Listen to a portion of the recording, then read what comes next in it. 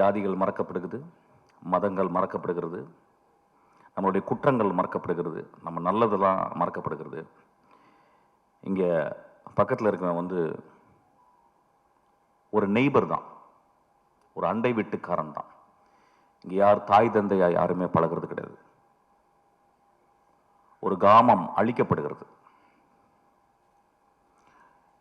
ஏதோ ஒருவன் அந்த கிராமத்திலிருந்து வெளியே வராமையே இருந்து கொண்டு இந்த கிராமத்தின் மூலம் இந்த உலகத்தை பார்க்கும் ஒரு தகுதி படைத்தவனாக, ஒரு மகா கலைஞனாகவே இருக்கிறான்.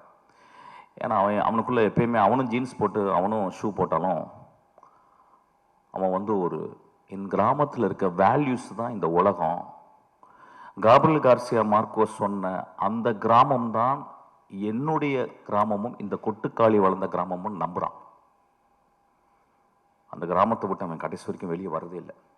ஏன்னா அவனுக்கு அது ஒரு பெரிய முழுமையா தெரியுது. அப்படி முழுமையா தெரிந்த தமிழ் ஆளுமையில் பாரத ராஜாக்கு அப்புறம் நான் வினோத்தை சொல்வேன்.